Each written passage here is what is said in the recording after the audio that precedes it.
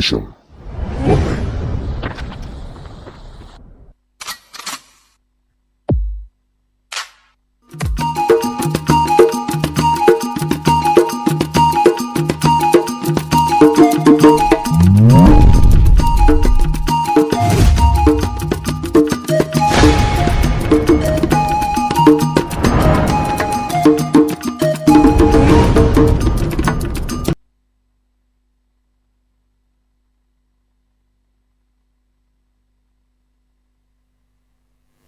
To madalla na tare da GMTV a daidai wannan lokaci, barka da warhaka. Mun gode da lokacin nan da aka bar domin kallon tashar GMTV kai tsaye a daidai wannan lokaci. A cikin wannan shiri na taskira asirin mai ɗaki, asirin ɗakin da za mu duba ko za mu leƙa shine asirin ɗakin marubuta. Harkar rubuce-rubuce da ma kuma ɗabi a harshen Hausa aba ce wadda take da tashe kuma take da tsohon tarihi. Marubuta an yi su magabata waɗanda suka gabatar da rubuce-rubuce waɗanda ake karatu da su a makaranti ƙanana da manya har ma da jami'o'i. Shin waɗancan marubuta da suka riga suka gabata kan ina magadansu? Hakan ne yasa muka samo magada waɗannan marubuta, ta yadda muka yi murna cewa jihar Gombe Allah albarkace ta da ire-iren waɗannan marubuta kuma matasa masu tashe a daidai wannan gaba. A ganin jihar Gombe aka samu wani matashi wadda ya je ya ɗauko kambu na wata gasa da aka yi ta marubuta, wadda wata gidauniya ko kuma in ce wata cibiya ta Aliyu Muhammad Research Library Book Prize, wadda gasa ce wadda na wato General Aliyu Gusau, General Aliyu Gusau ya mallaki wannan cibiya ta bincike akan harkar rubuce-rubuce. Ɗan jihar Gombe ne ya je ya zamanto zakara a wannan gasa, kuma shi muke tare da shi a cikin wannan zaure namu domin gabatar muku da wannan shiri na taskira asirin mai ɗaki. Shine Rufa'i Abubakar Adam, wanda ake masa lakabi da RA Adam. RA Adam, barka da kasancewa tare da mu a cikin shirin taskira asirin mai ɗaki. Yadda na gabatar da kai, na farko tashar GMTV tana taya ka murna da wannan kambu da ka riko a matsayin gwarzo na wannan shekara da ta gabata, wadda wannan gidauniya ko kuma yace cibiya ta Aliyu Gusau na binciken harsa ta baka ko kuma yace ta bamu a jihar Gombe, wadda kai ne ka wakilci jihar Gombe kuma ka ciyo wannan gasa. Muna maka maraba da kuma taya murna a cikin wannan shiri. Kamar yadda na gaya masu kallon mu, kai ne da kanka a cikin wannan zaure ba aike ba, kuma kowa zai mamaki ya ga matashi mai karancin shekaru kamar kai ya je ya wakilci jihar Gombe, ya kuma zamo zakara a cikin zakarun da ake da su a fadin Najeriya gaba daya. Kafin mu je ga ya wannan gwagwarmaya ta zama waka zakara ta kasance, bari mu koma tun baya kar mu yi tuya ba albasa. Shin me ya baka sha'awa na shiga wannan harka ta rubuce-rubuce? Assalamu alaikum warahmatullahi masu kallo. Na yi matukar farin ciki da na tsinci kaina a wannan kafa mai albarka. Sannan ina godiya ga hukumar wannan gida da ta bani wannan dama. Asali dalilin da ya sa dai gaskiya na fara rubuce-rubuce shine tun tasowata. Na taso da sha'awa na karance-karance da kirkire-kirkiren abubuwa. Wato tun ina primary school na taso da wannan ɗabi'a ta karance-karance. Irin littattafan su Dr. Abubakar Imam Magana Jari ce, Ruwan Bagaja, da ire-iren su, irin su littattafan Abubakar Tafawa Balewa, Shehu Umar, da su Jiki Magayi, da su Gandoki, makamantan wannan littattafan da aka gina su akan adabi, al'adan Bahaushe da kuma addini gaba daya. To sai zamanto ina da matukar sha'awa na son karanta wannan littattafan. To wannan yawan karatun da nake yawan yi ne har ta kai ga na koma ina karanta littattafan da har ma na turawa da sauransu. Sai na ji a raina cewa idan ni ma na ce zan dauki alkalami na gwada rubutu din based on ilimin da na tara na karance-karancen zan iya. Cikin ikon Allah kuma da na fara gaskiya cikin ikon Allah sai Allah ya bani nasara. Na yi rubuce-rubuce da dama tun daga farawa ta zuwa yanzu. Yauwa, tun da ka yi rubuce-rubucen nan da dama, ni zuwa yanzu kamar littattafa nawa ka rubuta ko ka wallafa? Littattafai na rubuta littattafai sun kai 10. Na yi dogayen labarai da gajeru da ma wasannin kwaikwayo duka ina rubuta har yanzu akwai waɗanda misali ko dai suka fita kasuwa, in kasuwa suke fita ko suka fita ɗakin karatu kamar libraries haka, ko kuma suka fita misali duniya ta san su ko a yanar gizo ko wani abu, akwai wani littafi haka da aka san shi? kusan duk littattafan da na rubuta masu yaɗu kuma Allah ya sanya musu albarka. Kasancewar bana rubutu sai na yi bincike kuma gaskiya ban fara ba sai da na yi karatu na shirya kenan, ban fara bai da na shirya.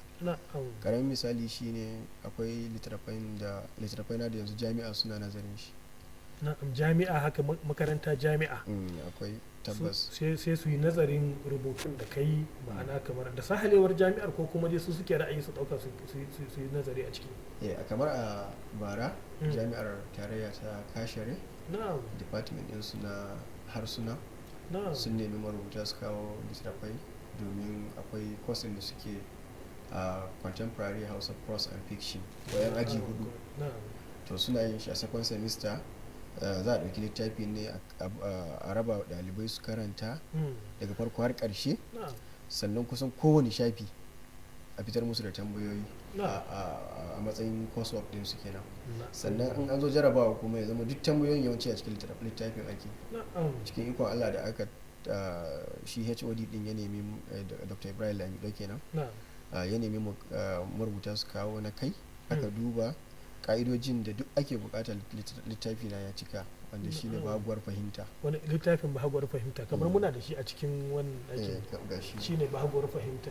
Wani littafi wanda shi ne last year suka yi nazarin shi a Kashere, ɗalibai suka yi nazarin sa, jami'a ta Sahale sun yi nazarin sa kuma cikin ikon Allah duk abin da ake bukata littafin ya samar da duk wasu ka'idoji da su jami'ar suke bukata, kama daga littafin ya zamanto official yana da ISBN number, sannan kuma mecece ita wannan ISBN number? International Standard Book Number.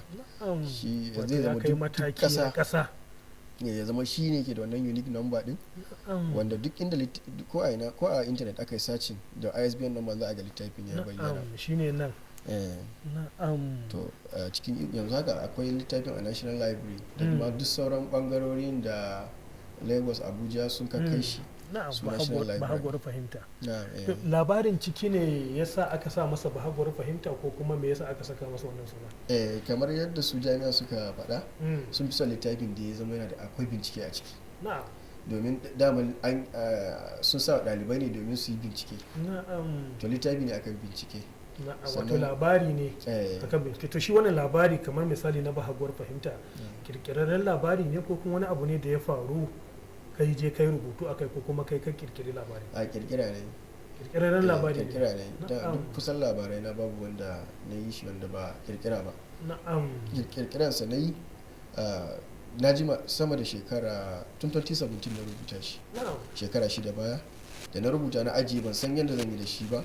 Kana ajiye shi. Cikin ikon Allah da jami'a suka nema muka kai, sai suka duba suka ga wannan da littafin ya cancanta ɗalibai su yi nazarin shi, domin ya sha bamban da irin littattafan da yawanci aka fi yawan yi musamman aka ce littattafan Hausa. Ba littafi ba ne tsantsa akan soyayya, duk da akwai burbuɗin soyayya kaɗan a cikin labarin. Littafi ne akan bincike kuma sai ya zamanto na koma baya. Labari ne kafin zuwa social media. Na rubuta littafin a zamanin 1990. Wato labarin kanshi na wani tsohon zamani ne baya. Tsohon zamani ne baya. Na rubuta babu irin waya, babu irin waya, irin abubuwa na Facebook, social media da duka babu. Kuma aka yi binciken akan irin wancan zamanin ba tare da an shigo da duk wani abu na wannan ba, domin su wayanda a misali ba su rayu wancan zamanin ba su ga yadda ake bincike a wancan zamani din. Wato an karantar ko kuma an hangar da su ɗalibai su koma baya su gano can baya ga yadda ake. Kuma ni duk da cewa ni din ma a wancan lokacin in ma an haifin ban da wayo to yawan karance da na yi na baya shi ya tsinka yadda yawa shi yasa na ce to ni ma bari kowa baya ne akan abin da ya shafi baya. tun da dama idan mutum ya karatu ya karance yanzu na karanta littafin Nuba Malli Mango Park mabudin kwara to an yi zamani ne shekara kusan 200 ba to idan yanzu misali ni ma a sanadiyar in nace zan yi rubutu akan wancan zamani to zan iya yin rubutu makamanciyar wancan based on experience na tara littattafai na karanta irin tarihin su Shehu Usman Dan Fodiyo da makamantansu da haka wani farfesa ne kuma ya darsar da ni akan hakan yake cewa idan mutum yana so ya san al'adan bahaushe shekara 80 baya ko zuwa 100 baya to ya dauki littafin Magana Jari ce ya karanta a cikin littafin ne zai ga yadda bahaushe ke aure kasuwanci auratayya suna mai duk yadda yake gudanar da rayuwarsa al'ada to irin wannan abin ne yasa ce to ni ma bari in koma baya na yi rubutu akan abin da shafi baya musamman akan abin da shafi bincike to yanzu misali bayan bahaguwar fahimta waɗanne littattafai ka yi su waɗanda kake kallon ko ka wallafa su waɗanda kake ga suna da alaƙa kai tsaye da rayuwar al'ummarmu ko kuma in ce da rayuwar ɗalibai ɗin da ake so su je su yi bincike a kai ko kuma wani abu da zai ilmantar ya zamanto kai ɗin nan ko daga baya za a dinga tuna kamar yanzu kake iya tuno su abubakar imam dai kaga a littattafansa ba za a mance su ba tunda har yanzu ana kan nazari akan su wani littafi ka rubuta ko kake da fatan rubutawa wanda kake ga kai ma za a zo a dinga tunawa da kai akwai littattafai da yawa kusan duk rubutun da na yi ina tsaya ne rubutu ba yabon kai ba nagartaccen rubutu wanda shi ya kai ga nasarorin da na samu ma akwai littafin da rubuta lu'ulu a cikin juji lu'ulu a cikin juji dalilan da yasa gajerun labarai ne guda 6 a ciki dalilin da yasa na rubuta lu'ulu a cikin juji ba kuma bane illa irin yadda a misali mu 'yan Najeriya musamman ce Najeriya ma ina nufin arewa Hausa Fulani za a ga mutum yana da baiwa amma sai a gagara gane cewa wannan yana da baiwa fa zai amfani kasarsa zai amfani al'ummarsa wai har sai lokacin da shi wannan mai baiwar ya sukuce wa kasar ko ya sukuce ko aka rasa shi gaba ɗaya aka da wannan din sannan wasu a zo ana cizon yatsa akan an rasa shi wato kamar shine lu'ulu'un a cikin juji haka ana kallon shi a yashe abu ne wanda watakila abun a ɗiba a jefar amma kuma ashe abu ne mai amfani akwai manyan likitoci da zaga suna aiki a Saudi Arabia akwai wanda yake kera motoci Zailani Aliyu a kasar waje sannan a Gombe ma mun so mu irin wannan kuskuren akwai wani wanda injiniya da yake kere-kere cikin ikon Allah da yanzu jami'a ta dauke Dr. Hadi Usman yawwa to akwai labaran da na yi wanda suke da kamanceceniya da irin wannan domin na haska da nusar da jama'a cewa fa da matasa da ma gwamnati da ma duk masu madafun iko cewa muna da masu baiwa duk yanda bature kai ga baiwa sabuwa muna da za a yi samun irin mu a ciki amma sai zama ba a muhimmantar da mu sai ana watsar da mu har sai lokacin da wani su kuce kamar da su Zailani suka su kuce Adam ka yi magana muhimmantar wannan zancen muhimmantar wannan sai ya nusar da ni ko ya tsinkayar da ni da cewa ku din ma ai kamar ru'udu a cikin jujin ne domin ban sani ba fa ko akwai wata kulawa ko dai gwamnatoci ko hukumomi ko al'umma ko wasu kamfanoni suke baku domin ko wannan gasa da ka je ka ciyo ka zama zakara a Najeriya a can ga Kaduna ne ka je ka ciyo wannan gasa shin da ka dawo da wannan kambu gida yaya aka ɗauke ka da me aka marabce ka saboda wani lokaci ko ka je ka ciyo kambun ka dawo sai zama kamar kare ya tsinci kan kura haka ne tabbas sai ga ana bajewa idan aka zo maganin irin kulawa da ake ba mu rubuta gaskiya babu me yasa yanzu a karamin misali duk gasanin da ake babu wanda ya kai na Gusau wahala saboda yawan tsaurinsa da yawan abu na ilimi da suke so a fitar a ciki da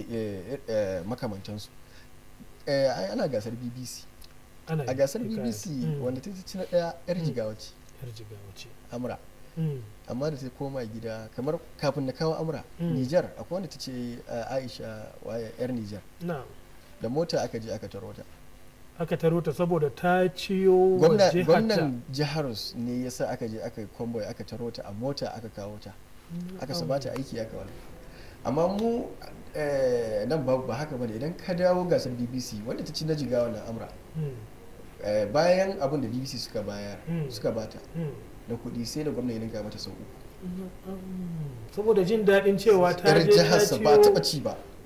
Amma a Gombe ni na je na ciwo ba ma san na ce ba, saboda me ba a ba da muhimmanci. A baki ne ake faɗa reading culture wai duk a baki ake faɗa, ba a ba da muhimmanci akai. Kuna da kungiya? Muna da kungiya. To wannan kungiya ta ku me take wajen ganin cewa kun samu muhimmancin da ya kamace ku? Domin idan an bugi jaki a bugi taiki, in an bi da barawo a bi ta mabi samu. Wani lokaci mu inda muke da basira, she mu ɓoye basirar tamu ta yadda ba a ma san cewa muna da shi ba. Hakan har sai zo mai da mu lu'ulu a cikin juji. Me kuke yi ko me kungiyar ku take yi wajen kusanta ko matsar gwamnati ko matsar manya ko matsar hukumomi domin bayyana muhimmancin ku? Kungiyar mu tana iya kokarinta. Na'am. Kusan duk wasu abubuwa da gwamnati suke so ya zama ana bi domin objectives na gwamnati, kungiyar mu tana daidai gwargwado. Karamin misali shine yanzu ga wannan littafin sarautun gargajiya a masarautar Gombe. Sarautun gargajiya a masarautar Gombe. An yi wa gwamnati ne da masarauta hidima. Amma kusan abun takaici wayanda aka yi don su ba su muhimmantar da shi ba. Idan ka ɗauki littafin nan siyasa ba da gaba ba. An yi ne domin a ƙara a wayar wa mutane kai. Kungiya ta yi ne domin ta wayar wa mutane kai akan illar bangar siyasa, zaman banza ga matasa, da kuma irin tare zaune tsaye da abubuwan da ya shafi irin muhimmancin zaman lafiya. Duk mu a matsayin mu na kungiya kuma marubuta muna iya kokarin mu mun samar da duk wani mun ba da gudunmuwar mu wa jihar Gombe da abin da Allah ya bamu na baiwar rubutu. Amma gaskiyar magana ba a cika waiwaitan mu ba. Ko da muna zuwa in muka je a misali yanzu kamar littafin nan mun je wurare da yawa domin irin a tallafa a ga littafin ya yadu a tsaya ma a fahimta ma sai ana ganin kawai wannan kamar bata lokacin suka zo kamar mun zo irin KJK ne ko na makamancin nan. To dama ta samu. Tashar GMC TV tasha ce wadda musamman take ɗaɗɗago ire-iren ku, ta yi kantafu da ku, ta ce wa gwamnati ga ku, ta ce wa al'ummar jihar Gombe ga ku. Wace cikin ƙananan kalmomi ko taƙaitattu me za ka ce wa gwamnatin jihar Gombe, masarautun jihar Gombe, manyan jihar Gombe, masu dama na jihar Gombe wajen cuɗanya ko kulawa da ya kamata su yi da ita wannan ƙungiya ta ku ko kuma waɗannan marubuta ko da ma ba ƙungiyar ku ba, da kuma bawa harkar muhimmanci domin da alama abun yana ci muku tuwo a ƙwarya kuma yana taɓa muku rai sosai. A takaice dai kira zan yi gare su ya kamata su gane ce sun sani duk abin da zan faɗa ma sun sani.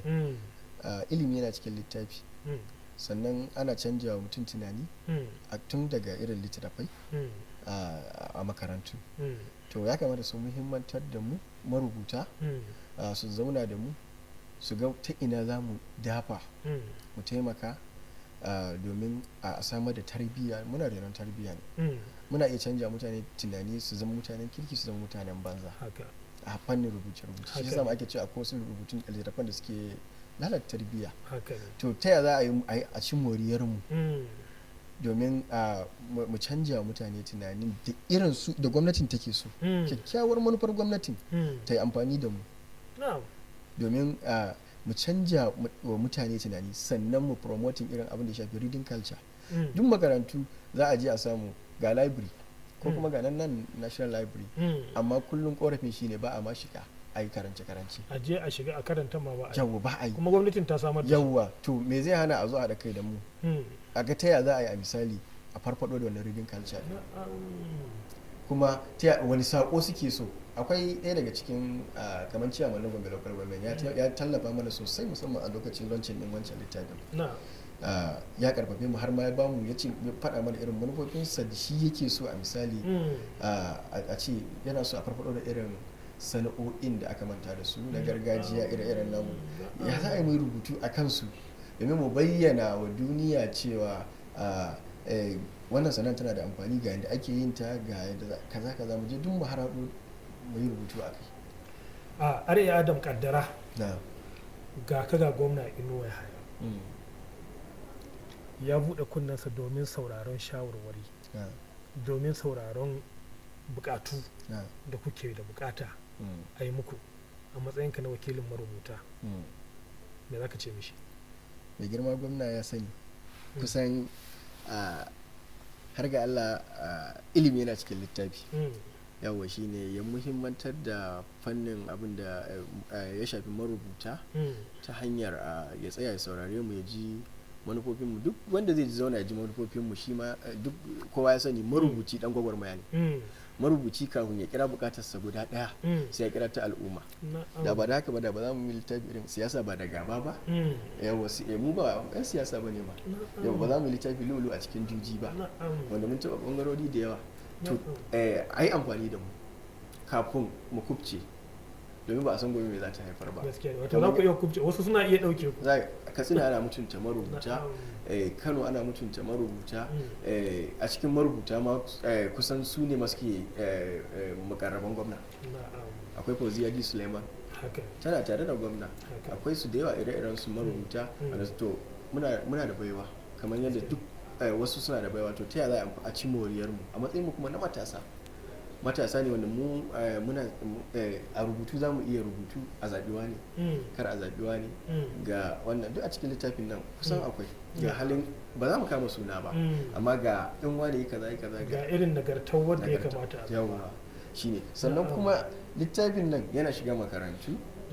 in kai shiga makarantu yara za su taso da irin wannan tunanin mai kyau wanda zai wanke musu kwakwalwa akan irin shugabannin da za su zaɓa da irin abubuwan da na kyautar tarbiyya da makamantansu. Allah sa wannan sako ya isa da dai bigirar da ya kamata ya isa. bari mu koma kusan abin da muka bude shirin nan da shi shine nan RA Adam muke tare da shi gwarzon shekara a wannan abu na Aliyu Gusau. idan a gurguje muka ce ba mu labari ya aka yi aka samu wannan nasara na littafin marubuciya, ya aka yi ka samu wannan nasara? asali kamar yadda na faɗa tun farko cewa na taso da wannan ɗabi'a ta karance wanda ita ta sa na zama marubuci.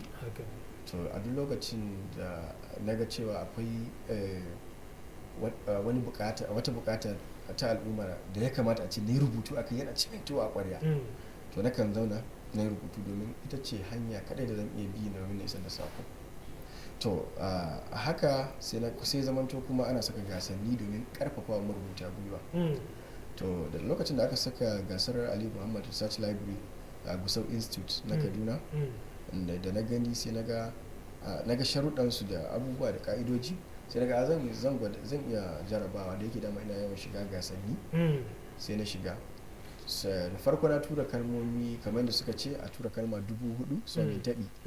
cikin ikon Allah na tura.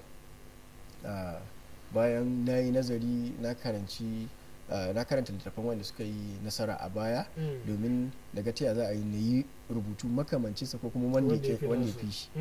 to cikin ikon Allah marubuta 120 kamar yadda suka ce muka shiga cikin wannan gasa a fadin Najeriya da ma Nijar da wasu marubuta daga Ghana kamar yadda suka ce.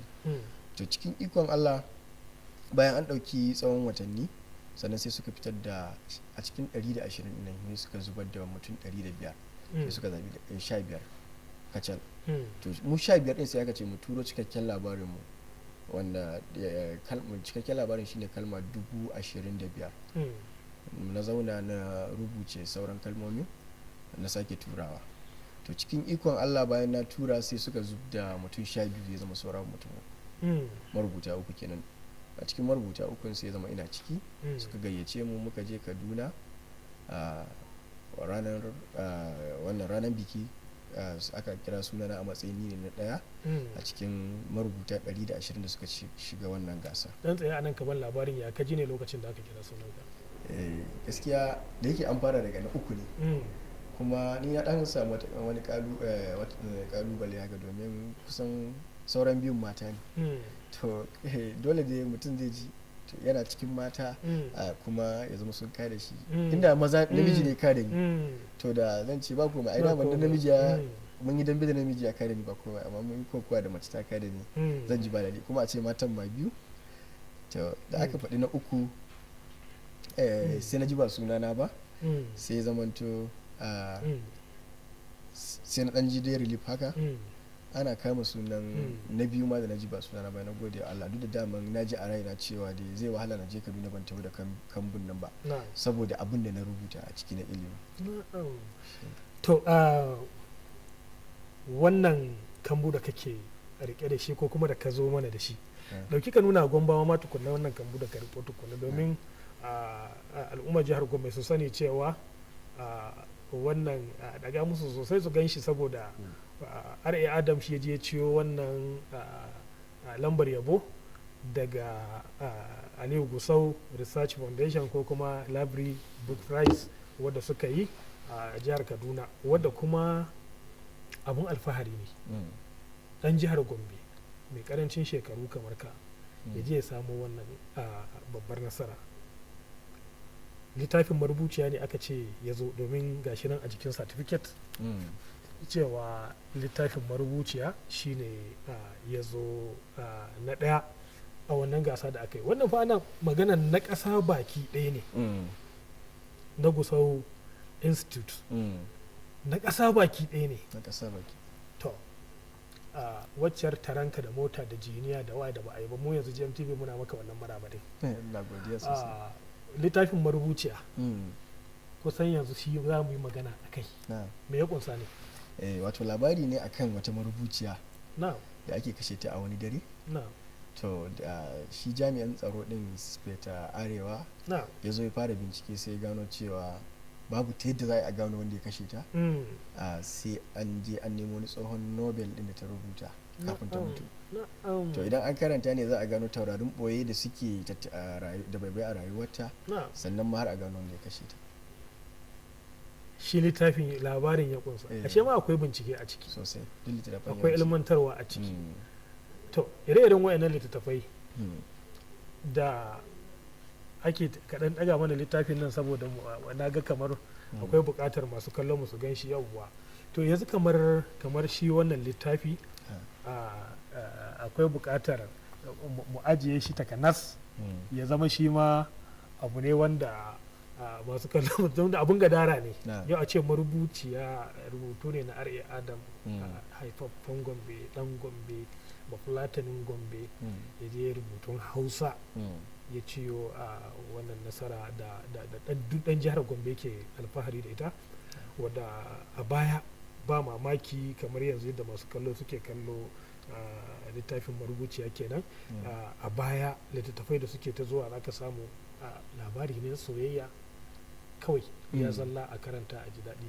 wadda muna da fatan kafar watsa labarai ta GMC nan gaba kaɗan ta fara karanta wa mutane wannan labari na marubuciya don su ji abin da ya kunsa gaya mana da me za su amfana su tun daga abin da kai rubuta a kai da me za su amfana abubuwa da yawa kamar ne na farko littafi ne akan bincike zai wasa kwakwalwan ɗalibai da ma zai taimaka jami'an tsaro sosai har jami'an tsaro zai iya taimaka musu wurin bincike ba na ɗaya kenan to kai na ka sani kai amfani ne da bibiyan su jami'an tsaron ko masana harkar tsaro da sauransu har suka iya ilmantar da kai ko kuma ya ka samu wannan fikira a yawan karance ne da yake a karatu da nace ma na karatu da daban turawa har ina karanta da fare su James Hadley Chase Nicky Cipollone Benjamin Black da iya harshen Hausa kawai ka tsaya ba Agatha Christie da sauransu to kuma duk yawanci da daban suna yawan rubutu ne ma akan crime fiction wanda yawanci jami'an tsaro ya ga samu na Najeriya wanda suke irin bincike sosai sun ma suna karanta littafansu kuma suna koyon abubuwa na bincike daga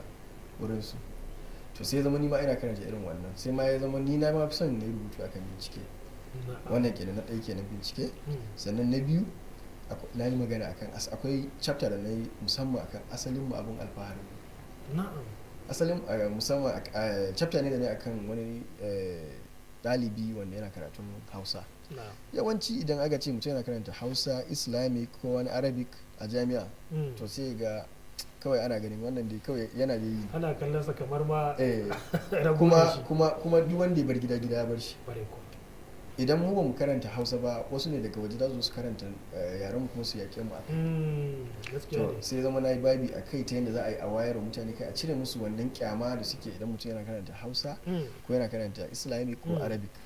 To akwai wannan, sannan akwai chapter da na musamman akan wanda wata jarida ma ta ma buga ta yi rubutu a kai. Musamman akan wannan jana'izar adabin kasuwar Kano. Jana'izar adabin kasuwar Kano, an yi jana'izar adabin kasuwar Kano kamar yaya? Shine ita adabin kasuwar Kano wani zamani da aka yi na baya lokacin da aka yi yawan karance wanda ya taimaka positively kuma ya taimaka negatively. Positively ya taimaka ta wurin promote reading culture, amma sai wasu daga cikin mutane musamman ko malamai sai suna ganin akwai inda yake lalata tarbiyya. Idan yana lalata tarbiyya ba kamata ya watsi da shi gaba ɗaya ba, a jawo su a jiki ta za a gyara, domin kowa ya fasan cewa fa karance yana da amfani. Yawa to sai zama kawai aka yi wannan aka yi har ya zama an yi jana'izar sa, an social media ta zo ta karisa binne shi. Wato wannan adabin ya riga ya mutu har an yi jana'izar shi. An taimaka mutane, wasu sun taimaka wurin kashe adabin, sannan wannan zamanin, sannan kuma an manta da cewa kuma mu 'yan Afirka daman ba fa gwanaye bane wurin karatu.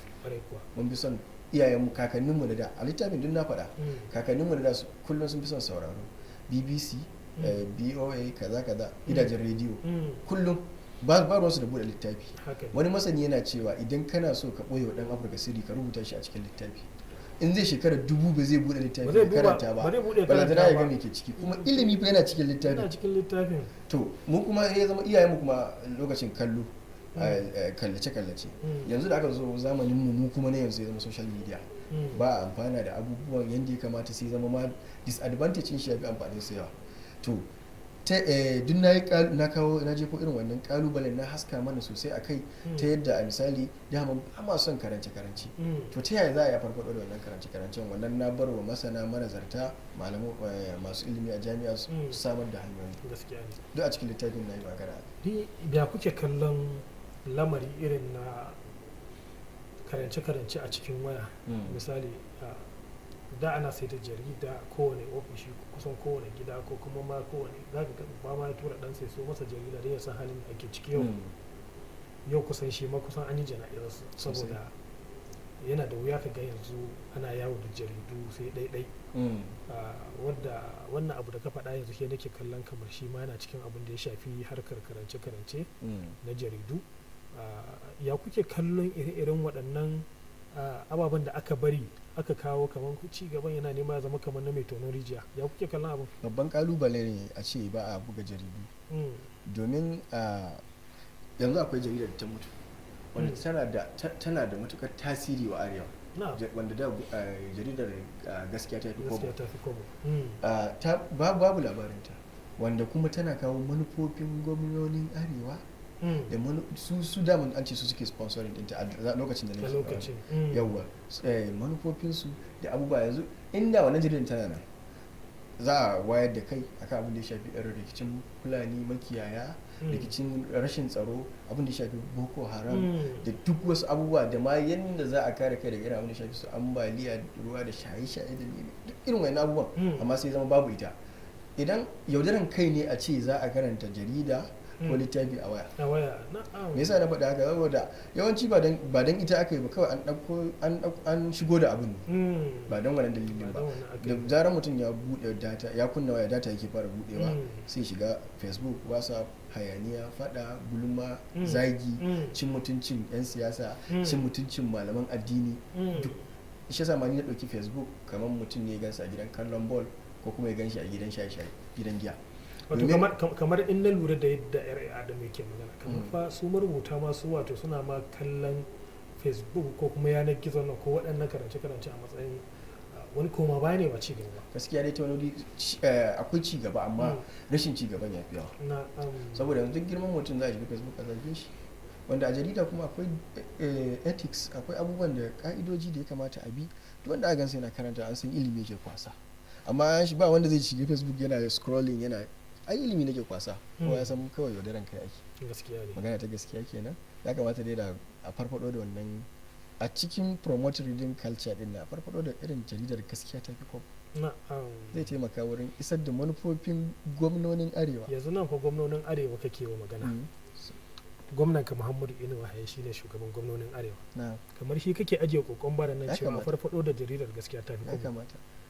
Your Excellency Muhammadu Inuwa Haye gwamnan jihar Gombe, wadda a kullum kunne buɗe yake, kofa buɗe take ga duk mai ba da shawari. Yau ga marubutan jihar Gombe nan suna aje kokon bara a gaban ofishinka cewa suna roƙo a san yadda za a farfado da jaridar gaskiya ta fi kwabo, tare da kokon baransu na neman a yi harka ko kuma a dama da marubuta a jihar Gombe.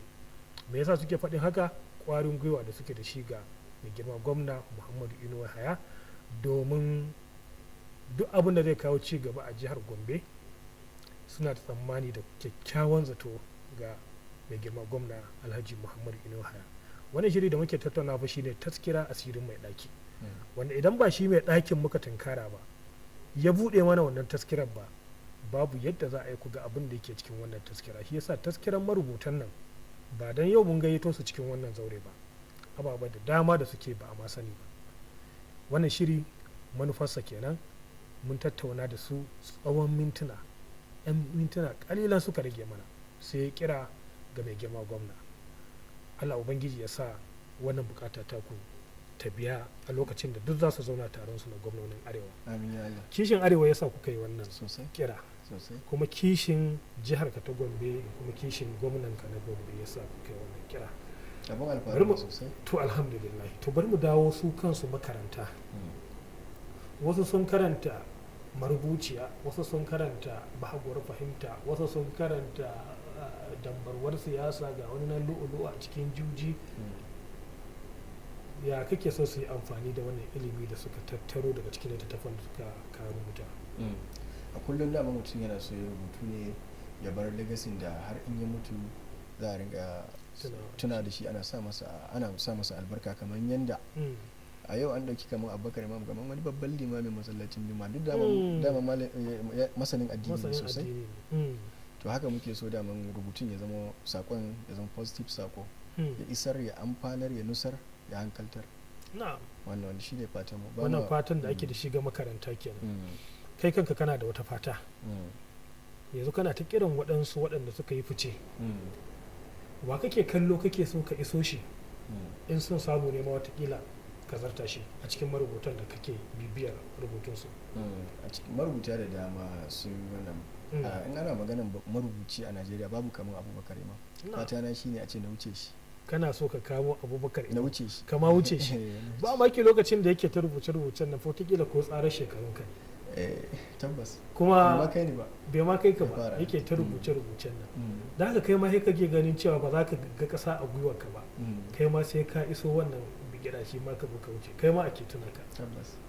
Idan har irin ka da irin sauran mutanen ku na kungiyar ku na Gombe, akwai wasu a Kaduna, akwai wasu a Bauchi, akwai wasu a in ko ina aka samu irin waɗannan matasa, me hasashen ka ta yadda wannan harka ta rubuce-rubuce za ta zama a gaba? Za ta bunƙasa sosai, kuma yanzu magana jari ce. Ya shekarar 80 zuwa 100 ya amfanar da shi. Wasu suka koyi rubuce-rubuce, karatu a ba da littafi ɗitar. Ina kuma a ce ga mun zama muna da yawa, an tallafa mana. To ita ina Najeriya ko kuma arewacin Najeriya za su amfana misali da wannan hasashe da kake na cewa zai bunƙasa, zai amfanar? Me amfanin da zai samar, musamman a yanzu lokacin da kusan duk abin da ba kuɗin shiga zai kawo ba, ko kuma wani duk abin da mutum ba zai ji wani abu a aljihunsa ba, baya ake yi da shi? Ai babbar amfanarwar shi ne ba ya zama an isar da saƙon da zai tarbiyyantar da masu tasowa, domin a samu generation nagartattu masu tunani mai kyau da kuma kishin ƙasa. Me yasa mu yanzu a misali muke ji a rai muke kishin ƙasar? Ai saboda tasirantuwa da littattafan baya da muka karanta ne, wanda suka taimaka mana, suka fahimtar da mu ƙasar mu ce ba mu da inda ya fita, sannan kuma al'adar mu ce ga al'adarmu ga addininmu ga asalinmu mu yi alfahari da shi. To idan ya zama tuwa misali yanzu mu mun katse ya zama babu mu, to aikin da ba zai zo ya katse sai a manta da shi. To dole in ya zama mun ci gaba aka tallafa mana, to za mu ci gaba da raya adabi, addininmu da harshenmu da kuma kyawawan sakonni da tarbiyya wa generation masu zuwa nan gaba. To idan ku haka ta samu a hakika al'umma za su zamanto masu amfanuwa da harka ta rubuce-rubuce, kuma sana'a ce a wani gefe guda, saboda wasu za su ɗaukata a matsayin abin da za su rike kansu. In muka dawo misali kamar kai ko kuma waninka, tunda kuna da yawa masu wannan harkar rubuce-rubuce a nan jihar Gombe da ma a sauran wurare, akwai wani wanda ya wani ficen da wani ku in ya gani yake jin ƙwarin gwiwa, ko kuma a'a an tafi ne kamar yadda wani idan ya duba na gaba, tunda an ce da na gaba ake gane zurfin ruwa, zai iya gane cewa to su wane ma me suka samu, tunda yanzu kusan irin abin da yake cikin kwakwalan dan arewa a yanzu shine ya auna ya ga na gaba me ya samu. Me ya samu nan ba maganar ilimi yake yi ba maganar nagarta yake yi ba kyakkyawan tarihin da za a bari yake ba, magana yake na me ya samu na kuɗi ko dukiya. Wato a hakikanin gaskiya a harkar rubutu ba maganar kuɗi, ana magana ne na abar na mutum ya rubutu domin ya amfanar ya bar legacy kawai shi ne. Amma magana na kuɗi ai kamar yadda na faɗa, mu arewa maso gabas ma daman ba a muhimmantar da harkar rubuce ba kamar yanzu Katsina, gasanni ma da ake sa da yawa akwai, sannan kuma tallafi da suke bayarwa. In za a ce yau za a yi gasa ta marubuta, gwamna shi ke mika kambu a ce magana ta gaskiya, saboda me sun san muhimmancinsa yadda ya kamata. Nan ma baranci ba su san muhimmancin shi gaskiya, sai dai an fi muhimmantar da wasu abubuwa akan wasu, gaskiya magana ke. Ashe kenan kana da fatan a cikin burinka, kana da fatan a ce an zo gabar da mai girma gwamna ko kuma kwamishina ko sarki watakila shi ne zai zo ya ɗauki kambu ko kuma lambar yabo ya ba wa marubuci. Wannan abun alfahari ne ke nan ya babu kamar gwamna da sarki a dama duk faɗin jiha. To kuma su ne daman su ne kololuwa. To muna yi wa kungiyar marubuta ko kuma ce marubuta duka fatan Allah kai mu wannan lokaci, domin akwai tabbaci na cewa za su so haka, za su so kuma ganin ire-iren wannan lokaci, da fatan kuma idan sauran marubuta suka mai da hankali wajen me zai kawo wa jiha ko kuma gwamnati ci gaba da kuma al'ummar jiha ci gaba, to kusan sun zama kawaye ko kuma sun zama to masu yi magana da harshe daya da ita kanta gwamnati, domin ita ma rajinta kenan. Daga ƙarshe muna so mu ji ko wannan kafa da ta sahale maka ka zo ka isar da saƙonka, ka buɗe taskirarka, asirin da yake cikin wannan ɗaki yau muka ji shi. Ashe akwai marubuta a jihar Gombe, ashe rubutu abu ne mai fa'ida, ashe akwai buƙatar kulawar manya, ashe akwai buƙatar farfaɗo da wasu jaridu duk da ba a buɗo su ba. Yau a cikin wannan taskira an buɗo. GMC TV ita ce ta baka wannan dama, kowace irin godiya za ka nuna wa wannan hukuma? Godiya mara adadi gaskiya. Kusan zan iya cewa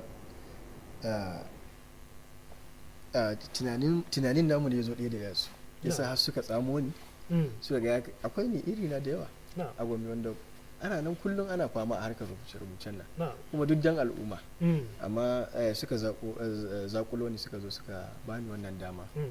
Gaskiya wannan abun na jinjina musu ne, kuma dukkan inda marubuta suke za su jinjina musu akan wannan dama da ta bani. Allah saka musu da alkhairi da su da masu shirya gaba daya. Masu kallon tashar GMTV a daidai wannan gaba, Arya Adam kenan ya kasance a cikin shirin taskira asirin mai ɗaki, ya buɗe mana wannan taskira. Mun ga asirce da yawa waɗanda dacen gaskiya ba a san su ba a ma ji labarinsu ba. Ashe muna da zakakurai a cikin jihar Gombe masu nagartan gaske, matasa masu tasowa waɗanda kulawa kawai suke bukata domin su tsame wa jihar Gombe kitse a wuta a fannoni da dama, daga ciki har da samar da ire-irensu bayan sun riga sun tsofe, har ma yana jin cewa sai ya kamo sa Abubakar Imam ko ma ya zarta shi, tare da goyon bayan ku masu kallo, da goyon bayan gwamnatocin, da goyon bayan shugabanninmu. Hakan fa mai sauƙi ne wurin samuwarsa idan Allah ba mu tsawon rai. Mun koro wannan tattaunawa da shi, lokaci ya fara daga mana hannu, da haka muna da fatan naɗe kallabin shirin a daidai wannan gaba. A yanzu za mu ce godiya gare ku da kuka kasance kuka kalli wannan shiri kusan na tsawon sa'a guda. Godiya ga shi Alhaji Ibrahim Isa wanda shine ya sahalewa wannan shiri ya zo muku kai tsaye daga gidan tashar GMTV, da ma kuma sauran waɗanda suka jagoranci gudanarwa ko ɗaukar hoto, sarrafawa da ke cikin ɗakin sarrafa na'ura, musamman ma kuma godiya ga shi R.A. Adam da ya kasance tare da mu a cikin wannan zaure. Muna muka ban gajiya da isowa wannan zaure, kuma muna muka ban kwanan Allah Ubangiji ya sa wani lokaci mu sake da kai don ka ba mu labari akan ɗaya bayan ɗaya cikin littattafan da ka rubuta, da ma kuma waɗansu da za ka yi a nan gaba. R.A. Adam, muna godiya mai matukar yawan gaske. Ni sunana Kabiru Kelaye, a madadin dukkan waɗanda na ambata nake cewa da ku sai wani jikon.